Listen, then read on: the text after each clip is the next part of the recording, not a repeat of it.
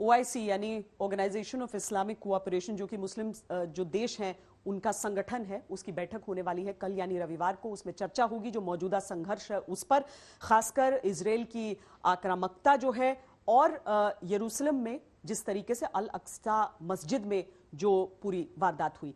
अब ये सारी चीजें जो हो रही हैं उसमें एक सबसे बड़ा सवाल ये उठ रहा है कि क्या आने वाले दिनों में ये सिर्फ इजराइल और हमास के बीच का मुद्दा नहीं रह जाएगा, बल्कि सारे मुस्लिम देशों और इजराइल के बीच का एक मुद्दा हो सकता है, और क्या ये संघर्ष अब अगले स्तर तक भी जा सकता है?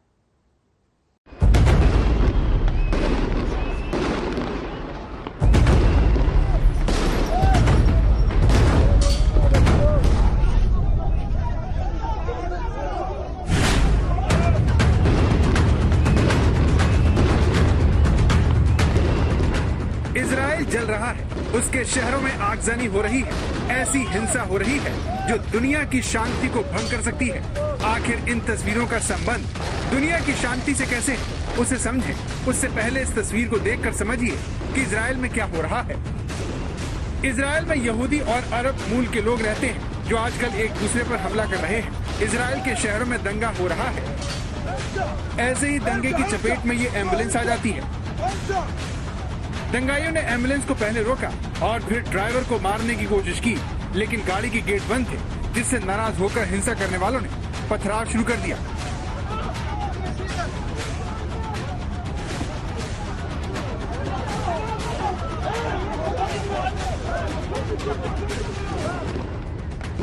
इसी तरह की हिंसा इजराइल के एक और शहर में हुई। ये देखिए कैसे चारों तरफ आग लगी हुई है। इस आगजनी में पुलिस और प्रदर्शनकारी एक दूसरे पर हमला कर रहे हैं। प्रदर्शनकारी आग के गोले पुलिस की तरफ फेंक रहे हैं। जवाब में पुलिस वाले आंसू गैस के गोले छोड़ते हैं। ये सारी हिंसा उस वक्त हो रही है जब शहर की सड़कों पर ट्रैफिक है जो प्रदर्शनकारियों और पुलिस के बीच फंस जाते हैं। डर के मारे लोग अपनी गाड़ियों के हॉर्न बजाने लगते हैं।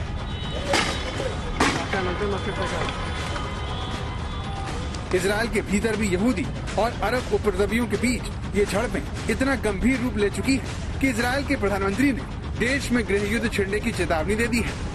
इजराइल के रक्षा मंत्री ने अशांति को नियंत्रित करने के लिए सुरक्षा बलों की जबरदस्त तैनाती के आदेश दे दिए हैं। लेकिन सवाल ये है कि इजराइल में हिंसा क्यों भड़की और हमास ने इजराइल पर रॉकेट दागने शुरू क्यों किए।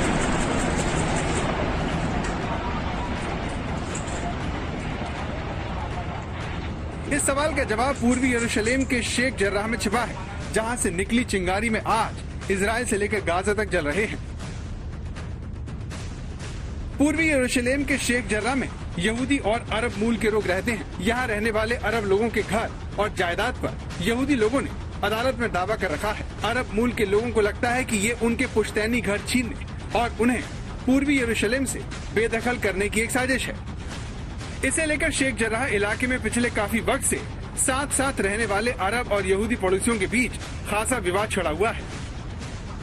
ऐसी तू मैमे का एक वीडियो खूब वायरल हुआ जिसमें दोनों पक्षों में कहासुनी हो रही है। Jacob, you know this is not your house. Yes, but if I go, you don't go back. So what's the problem? What are you yelling at me? I didn't do this. I didn't do this. But It's easy to yell at me, but I didn't do this. You are stealing my house. And if I don't steal it, someone else is going to steal it. इस सारे विवाद की जड़ Israel की सरकार का एक फैसला है, जिसने 1948 की जंग में पूर्वी यरूशलेम में अपने घर खोने वाले यहूदियों को अपनी जायदाद पर दावा करने का हक दे दिया है। हालांकि अरब मूल के लोगों को यह अधिकार नहीं दिया गया है, जिससे ये लोग खफा हैं और इन्होंने इसका विरोध करना शुरू कर दिया है। शनिवार को इसी मुद्दे पर पुलिस और प्रदर्शनकारियों में झड़प हुई, जो मुस्लिमों की पवित्र अल अक्सा मस्जिद तक पहुंच गई। इस पूरी झड़प में 300 अरब मूल के लोग और 9 इजरायली पुलिस अफसर घायल हो गए। अपने पवित्र स्थल में इस तरह की अफरा तफरी और हिंसा की तस्वीरों ने फिलिस्तीनियों समेत पूरे मुस्लिम जगत को परेशान कर दिया। लेकिन इजराइल के प्रधानमंत्री ने पुलिस के एक्शन को सही ठहराकर ये जता दिया कि यरूशलेम पर इजराइल अपना दावा पहले से कहीं ज्यादा मजबूती से रखेगा और उसे अपने हिसाब से बसाएगा।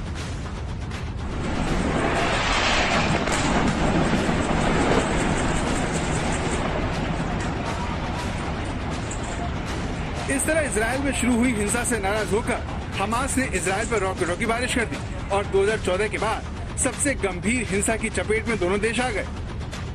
इजरायल को इस वक्त अमेरिका का पूरा समर्थन हासिल है, जो हमास से तुरंत रॉकेट हमले रोकने को कह रहा है।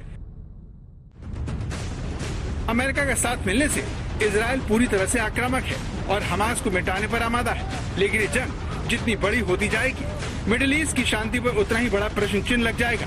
सवाल ये है कि अगर इजरायल और फिलिस्तीन में जंग छिड़ी तो इसका असर दुनिया पर क्या होगा।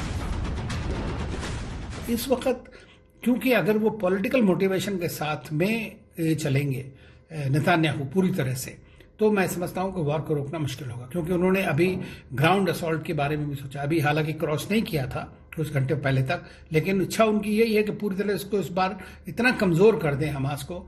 लेकिन ये भूलने की बात नहीं है कि जो इस तरह की जो रेडिकल आइडियोलॉजिकली इंक्लाइंड लोग होते हैं, उनके ऊपर जितना प्रेशर पड़ेगा वो मल्टीप्लाई करते चले जाते हैं हमेशा से। बाइडेन को हालांकि उनके रडार पे ये पैलेस्टाइन का मुद्दा नहीं है, लेकिन अब वो इसमें फिर से ड्रैग हो गए हैं।